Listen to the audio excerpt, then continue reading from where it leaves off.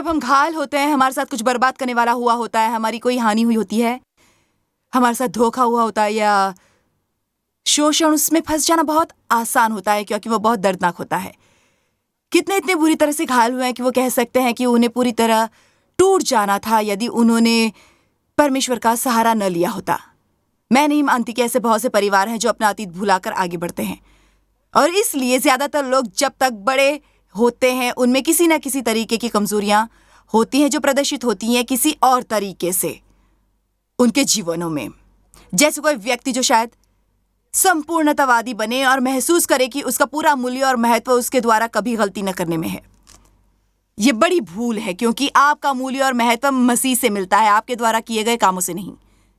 किसी को काम की लत पड़ जाती है, मैं भी ऐसी ही थी। मुझे महसूस होता है मेरा कोई मूल्य नहीं है क्योंकि मेरा शोषण हुआ था, इसलिए मैं बहुत कुछ उपलब्ध करने की कोशिश करती थी ताकि मैं महसूस कर सकूं कि मेरा कोई महत्व है। फिर मैंने जाना कि मेरा मूल्य और महत्व मसीह में है, ऐसे किसी काम में नहीं। कुछ लोग दूसरों से दूर रहते हैं, वो महसूस करते हैं कि यदि वो किसी के साथ मेलजोल नहीं रखेंगे फिर वो दुखी नहीं हो पाएंगे, पर असल में अकेले और सबसे अलग होने का दर्द उससे बदतर होता है जितना निपटना उन बातों के साथ जिनका हम सामना करते हैं लोगों के साथ मेलजोल के दौरान। अक्सर ऐसा होता है कि ऐसी समस्याओं से ग्रस्त व्यक्ति किसी अन्य समस्या वाले से विवाह करता है, पर उन दोनों की समस्या अलग होती हैं। फिर समस्याओं से ग्रस्त बच्चों की परवरिश करते हैं और उनका जीवन बुरे हाल में होता है, पर परमेश्वर का उन वचन के लिए धन्यवाद जो हम सब के लिए है और सभी को बदलता है। यदि आप मेरा प्रोग्राम देखते हैं तो आपने मेरी गवाही के कई किस्से सुने होंगे। मेरा बिल्कुल इरादा नहीं कि आज यहां बैठकर आपको सारी कहानी बताऊं, पर मैं कुछ बातों का जिक्र करना चाहूंगी किसी ऐसे व्यक्ति के लिए जिसे महसूस होता है कि उसकी समस्या बहुत बड़ी है और उसके साथ अतीत में ऐसा कुछ हुआ था जिसे वो नहीं भूलेगा। मेरे पिता बचपन में, जब मैं 4 साल की थी से लेकर मेरे 13 साल की होने तक मेरे साथ छेड़छाड़ करते और उसके साथ आरंभ हुआ मेरा शारीरिक शोषण, जिसे बलात्कार कहते हैं। मेरे 13 साल से लेकर 18वीं होने तक मेरे पिता ने शायद मेरे साथ बलात्कार किया 200 बार, कम से कम 200 बार। मेरा मकसद ये नहीं कि ये सुनकर आपको धक्का लगे, मैं आपकी भावनाओं को ठेस पहुंचाना नहीं चाहती, मैं उसके लिए परमेश्वर की महिमा कर रही हूं। हमारे घर का बुरा हाल था, वहां पर बहुत हिंसा थी। मेरे पिता बहुत चालबाजी करके बाजी काबू करते थे। मेरी माँ उनसे डरी रहती। मेरी माँ चाहकर भी कुछ नहीं कर सकती थी और ये बहुत ही बुरा था मेरे लिए। मैंने पहले मिलने वाले व्यक्ति से विवाह किया, वो और औरतों के साथ घूमता। इससे मुझे धक्का लगा। 22 साल पहले मुझे कैंसर हुआ था, मुझे उसके साथ निपटना पड़ा था। आप में से बहुतों की तरह मैं गवाही दे सकती हूं कि ऐसी समस्याओं की कमी नहीं थी जो मैंने देखी थी अपने जीवन में, पर मैं चाहती हूं कि आप ध्यान दें कि उसके तकरीबन 25 साल गुजरने के बाद भी मैं आज भी यहीं पर हूं। मैं अपने अतीत में कहीं फंस नहीं गई। मैं परमेश्वर की सेवा करती हूं। विवाह किए 43.5 साल हुए हैं। मेरे 4 बच्चे हैं, 10 पोते पोतियां हैं और मैं सारी दुनिया में शुभ समाचार का प्रचार करती हूं। अब मैं चाहती हूं कि आप ये जान लें कि चाहे आपके साथ जो भी हुआ हो, परमेश्वर के वायदे हम में से हर एक के लिए एक से हैं, पर ठीक होने में समय लगता है। वैसे आप जानते होंगे कि आजकल हमें सब कुछ तैयार और गाड़ी में बैठे मिल जाता है, राह से गुजरते मिल जाता है, पर हम ऐसे प्राप्त नहीं करते। यदि आप ठीक होना चाहते हैं, आप ठीक हो सकते हैं, पर उसमें समय लगता है। जीवन में सब कुछ एक प्रक्रिया से होता है। यदि आप कोई कमरा रंगना चाहते हैं तो आपको कई काम करने पड़ेंगे। आपको दीवारों से तस्वीरें उतारनी पड़ेंगी, कालीन को ढकना होगा, खिड़कियों के कांच पर पर्दे लगाने होंगे, आपको दीवार तैयार करनी पड़ेंगी। आपको पहले एक बार दीवार रंगनी पड़ेगी, फिर उसे सूखने देना होगा, आपको टेप उतारनी होगी, आपको रंग से खराब हुए सभी कपड़े उठाने होंगे, तस्वीरें दोबारा दीवारों पर लगानी होंगी, फिर अंत में आप उसकी ओर देखकर कहेंगे पर उसमें कई कदम उठाने पड़े।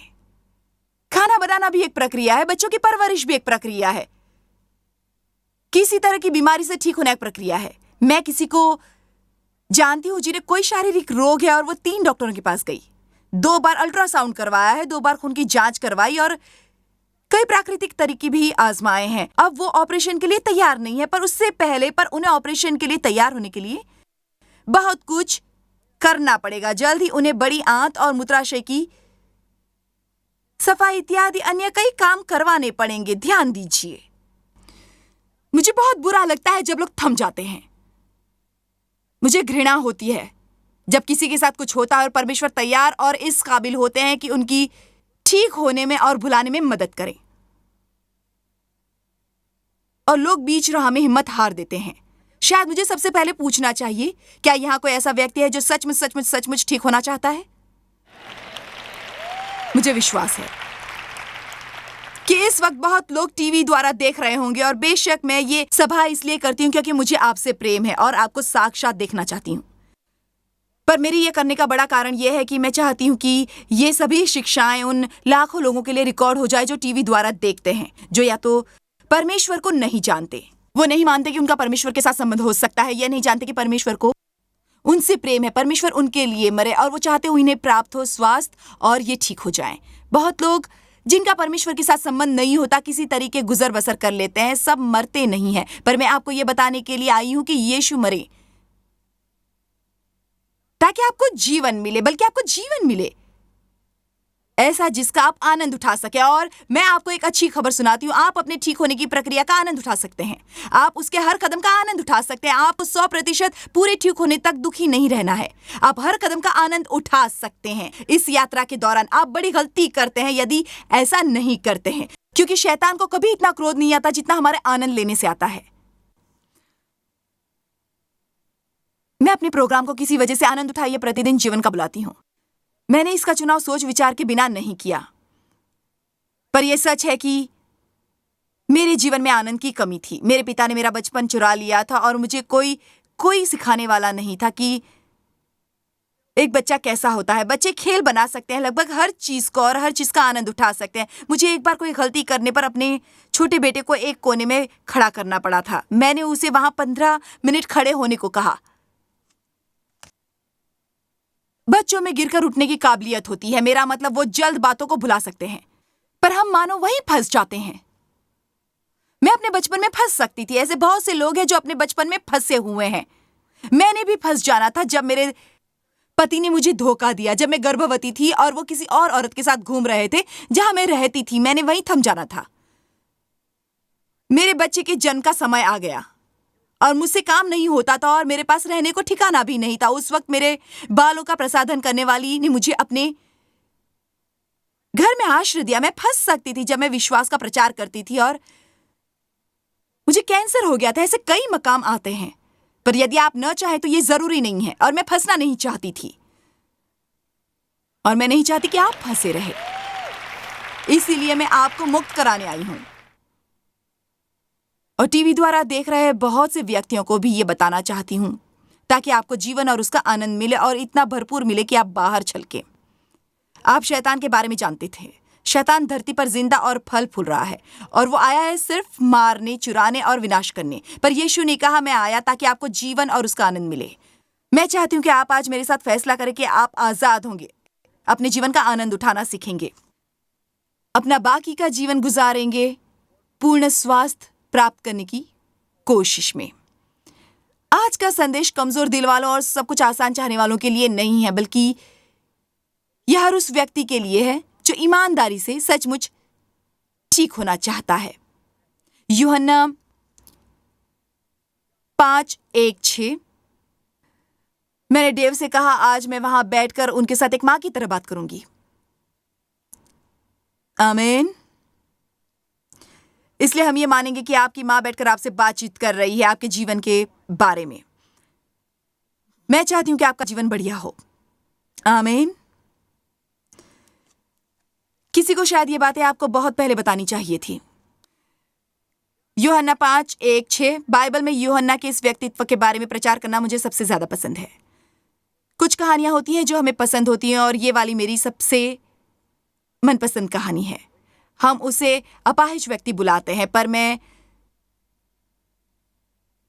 सारी दुनिया में इसके बारे में प्रचार करती हूँ। पहले अध्याय से आरंभ करते, 5वें अध्याय से आरंभ करते आयत 1 से, जिसके अनुसार इन बातों के पीछे यहूदियों का एक पब हुआ और यीशु यरूशलेम को गए। यरूशलेम में भेड़ फाटक के पास एक कुंड है जो इब्रानी भाषा में बेतहसदा कहलाता है और उसके 5 ओसारे हैं। इसके बारे में जरा सोचिए। पानी का एक बड़ा कुंड है उसके आसपास एक इमारत है जिसके कई दरवाजे हैं। इनमें बहुत से बीमार, अंधे, लंगड़े और सूखे अंग वाले पेड़ रहते थे, क्योंकि नियुक्त समय पर परमेश्वर के स्वर्गदूत कुंड में उतरकर पानी को हिलाया करते थे। पानी हिलते ही जो कोई पहले उतरता वो चंगा हो जाता था, चाहे उसकी कोई भी बीमारी क्यों न हो। यदि साल में एक बार किसी को किसी एक व्यक्ति के साथ चमत्कार होता था, मुझे खुशी है कि हम अभी तक इस प्रणाली द्वारा नहीं जीते। ये सचमुच खुशी की बात है। आमीन। हम बढ़िया सबक सीख सकते हैं इस व्यक्ति के जीवन की ओर देखकर। वहां एक व्यक्ति था जो 38 सालों से पड़ा था। हम कह सकते हैं कि वो फंसा था। उसे कोई बीमारी थी जो गहराई से जमी और बहुत पुरानी थी। बाइबल के मुताबिक 38 सालों से। वैसे आप जानते हैं, हम बात कर रहे हैं आज भावनात्मक बीमारियों के बारे में, पर क्या आप जानते हैं कि यदि आप तुनक मिजाज होते हैं और आपकी भावनाओं को ठेस पहुंचती रहती है करीब करीब, वो एक बीमारी है, एक रोग होता है। यदि आप बेहद असुरक्षित हैं और डरते रहते हैं, अभी कोई जोखिम उठाने को तैयार नहीं होते और लोगों को अपने साथ दुर्व्यवहार करने देते हैं क्योंकि आपको मनुष्यों का डर है कि आप किसी का सामना नहीं कर सकते, ये एक बीमारी है, एक रोग है। परमेश्वर नहीं चाहते आप इस तरह से जिए। वो जिसे पुत्र ने आजाद किया है वो सचमुच आजाद है पवित्र आत्मा से।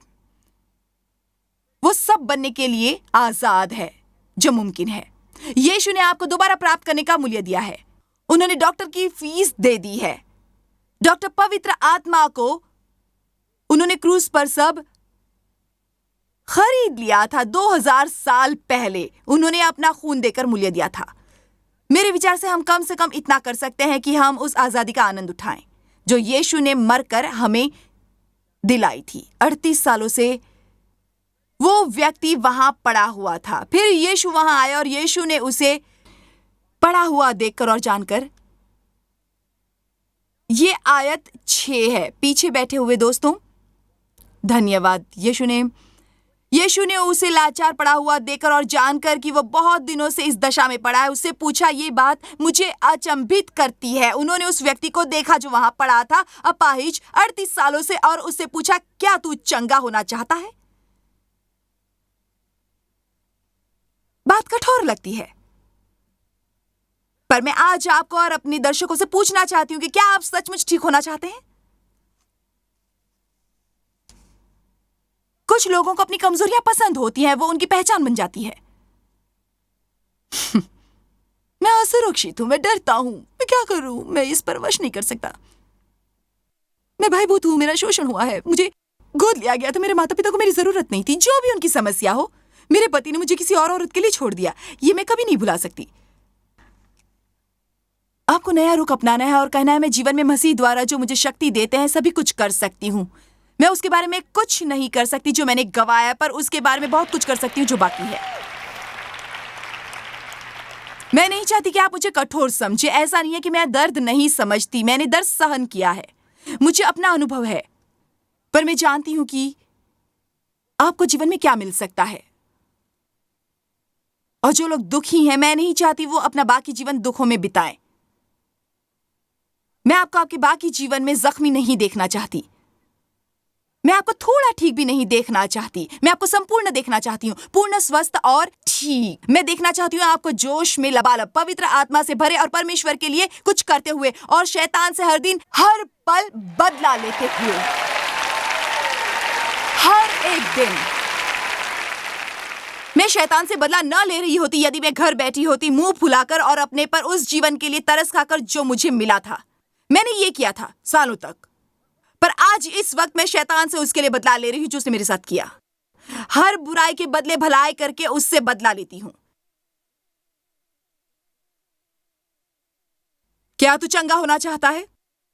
हमें यहां उस व्यक्ति की समस्या नजर आती है। हे प्रभु, मेरे पास कोई मनुष्य नहीं, जब पानी हिलाया जाए तो मुझे कुंड में उतारे। यदि आप में थोड़ी बुद्धि होती तो 38 सालों में आपने उस कुंड के किनारे तक पहुंच जाना था। वो चल नहीं सकता था, पर कहीं भी ये नहीं लिखा है कि वो बिल्कुल हिल नहीं सकता था। यदि कोई व्यक्ति रेंग सकता आधा इंच या फिर 1 इंच, हर साल में तो 38 सालों में उसके किनारे तक पहुंच जाता और पानी हिलना आरंभ होने पर अंदर गिरने के लिए तैयार रहना था। पर नहीं, वो नहीं पड़ा रहा, देख रहा था कि कोई अन्य आकर वो करने वाला है उसके लिए। मैंने कहा वो चाहता था कि कोई अन्य आकर वो करे उसके लिए। उसके बाद अगली बात जो उसने कही ये थी, परंतु मेरे पहुंचते पहुंचते दूसरा मुझसे पहले उतर पड़ता है। शर्तिया यीशु ने कहा होगा, ओ नहीं, ओ नहीं, ओ बड़े दुख की बात है। तुम यहाँ 38 सालों से पढ़े और सभी तुमसे आगे निकल जाते हैं और कोई तुम्हें उठाकर कुंड में नहीं रखता। मुझे बताओ तुम ये कैसे सहन करते हो? हम सोचते हैं कि हमारे प्यारे यीशु ने नहीं कहा होगा, पर नहीं, उन्होंने उस व्यक्ति की ओर देखकर कहा, उठ जा।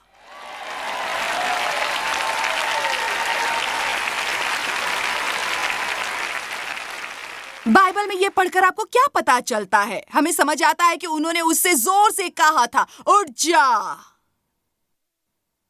और उनकी अगली बात मुझे बहुत पसंद है। परमेश्वर सिर्फ ये नहीं चाहते कि हम उठे, बल्कि वो चाहते कि हम सारा पसारा साफ करें जो हमने डाला है।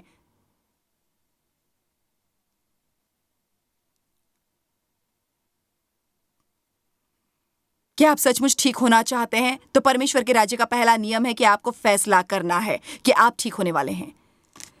इसका मतलब यह है कि आपको पक्का फैसला करना है और उस पर डटे रहना है। मेरा मतलब है आपको अपने साथ ये बात करनी है। ये करना आसान नहीं होगा, पर मैं कभी हिम्मत नहीं हारूंगा, चाहे इसमें कितना भी समय लगे। मेरी कोशिश तब तक जारी होगी जब यीशु मुझे वापस लेने आएंगे, क्योंकि मैं इन बुरे हालातों में रहने वाला नहीं हूं। यदि कोई ठीक हो सकता है, मैं ठीक होना चाहूंगा। परमेश्वर मुझे जो भी करने को कहेंगे, यदि वो उसमें मेरी मदद करेंगे, मैं वो जरूर करूंगा। मुझे पता है वो करना आसान नहीं होगा, पर मैं करूंगा। काश मैं आपको बता सकती वो कौन सी जादुई चीज है जो कुछ लोगों को ये फैसला करने को प्रोत्साहित करती है और कुछ लोग कभी ये फैसला नहीं कर पाते। मैं नहीं जानती वो क्या है, पर इतना जानती हूं कि उसका संबंध है आपकी इच्छा के साथ। क्या कोई मेरे साथ सहमत है?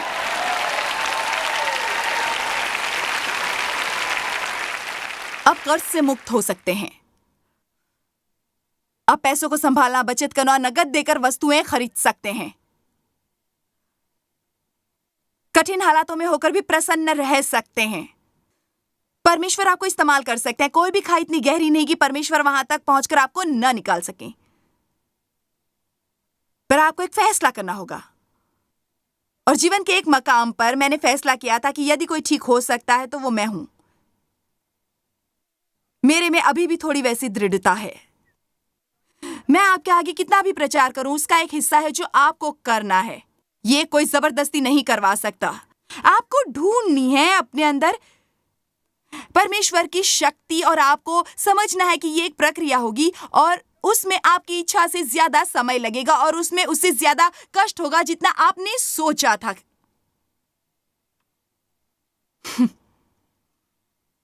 पर मैं सच कहती हूं, उसके लिए कष्ट उठाने को तैयार हूं मैं, जिसके द्वारा मेरा भला होगा, बजाय उसके कि कुछ करके दुखी रहूं, दिन रात रोती रहूं, दिन रात आंसू बहाती रहूं किसी ऐसी चीज के लिए जिसने कभी मेरा भला नहीं किया। आमीन। इसलिए आपको एक फैसला करना है। अपने पर रहम करना छोड़ दो।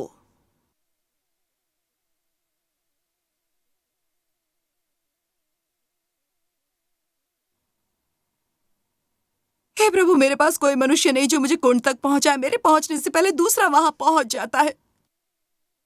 वैसा मेरे अपने बर्ताव पर कोई वश नहीं चलता। मेरा शोषण हुआ था। यदि आप पर भी वो गुजरी होती जो मुझ पर।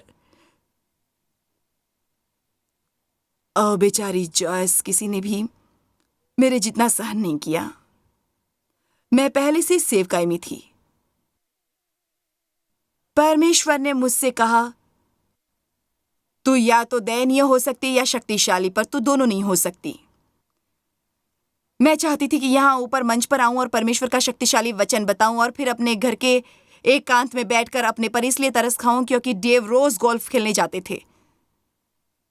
सचमुच आत्मदया मूर्ति पूजा होती है। हम अपना पूरा ध्यान अपने पर केंद्रित करके सोचते हैं मेरा क्या होगा, मेरा क्या होगा, मेरा क्या होगा, मेरा क्या होगा, मेरा क्या होगा। मैं यहाँ सब काम करती हूँ और बच्चे आकर खेलते हैं और पसारा डालकर चले जाते हैं। मैं आप रोज काम के लिए निकल जाते हैं और मैं सारा दिन घर का काम करती रहती हूँ। बनिए मत, आप भी ऐसा जरूर करते होंगे।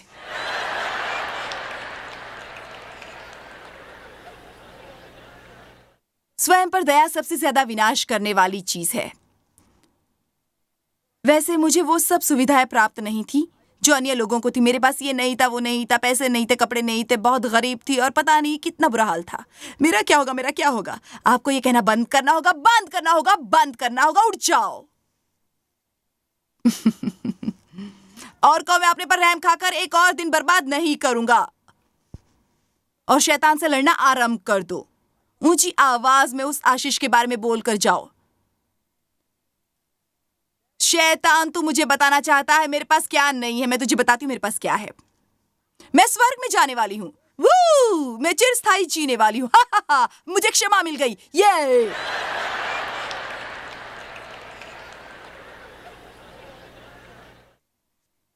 यहाँ बैठे बहुत से लोग सोचते होंगे मेरे साथ बुरा हुआ केवल मेरे साथ ही, किसी अन्य के साथ नहीं। पर क्या मैं आपको कुछ बताऊं, आज यहाँ ऐसे लोग होंगे जिन्होंने ऐसे कष्ट उठाए होंगे जो ज्यादा होंगे। आप चाहे जो भी सहन करें, कोई तो ऐसा होगा जिसने आपसे ज्यादा सहन किया होगा, केवल आपने नहीं। ये सभी पर लागू होता है, सभी पर। यदि कोई और ठीक हो सकता है, मैं भी हो सकती हूँ। आप भी हो सकते हैं, आप भी हो सकते हैं। पर यह एक प्रक्रिया है और इसमें बहुत समय लगने वाला है।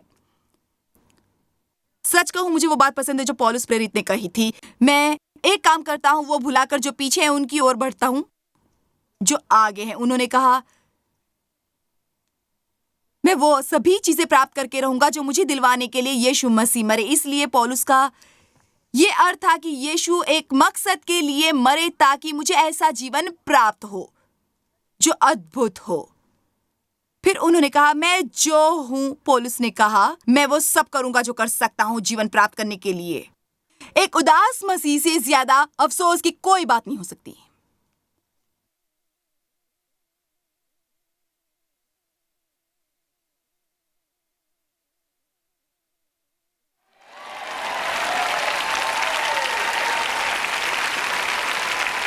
हमें हर समय प्रसन्न रहना है, कभी उदास नहीं रहना। हे प्रभु दया करो। मुझे याद है जब मैं देव से क्रोधित होती और घर की सफाई करते वक्त दरवाजे ठोकती, फिर मैं जाकर पिछले बाथरूम में बैठ जाती, मैं टॉयलेट के सामने नीचे बैठती और मेरे विचार होते बहुत नकारात्मक, घटिया।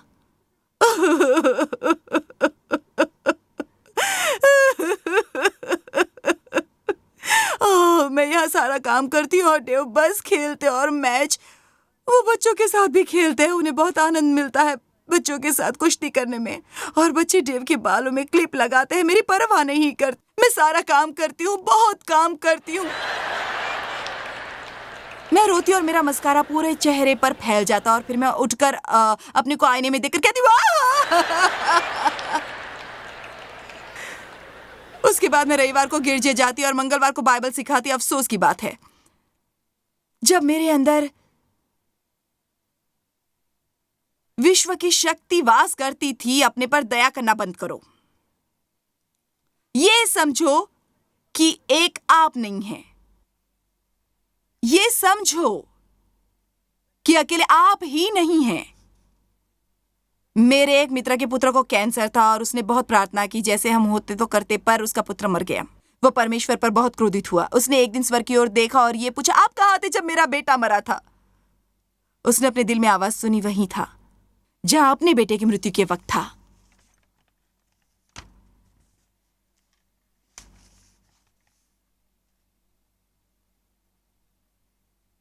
ऐसी बहुत बातें जो हम नहीं समझते, ऐसी बहुत दर्दनाक बातें होती हैं। हमारा नुकसान होता है, हमारे साथ नाइंसाफी होती है, पर परमेश्वर भले हैं, इसमें कोई शक नहीं है। और हमारा कुछ भला नहीं होता परमेश्वर के प्रति अगर हम कटु बने रहे, मैं अकेली नहीं हूं जिसका शोषण हुआ था, जिसका कभी नुकसान हुआ है, और यदि कोई बहाल हो सकता है तो वो मैंने होना है। कहिए, यदि कोई बहाल हो सकता है तो वो मैंने होना है। आपने ऐसे नहीं कहा मानो सच्चे दिल से कह सकते हो। कहिए, यदि कोई बहाल हो सकता है। अब अपने बगल वाले व्यक्ति की ओर मुड़ो, मुस्कुराकर उन्हें कहो, उठ जाओ।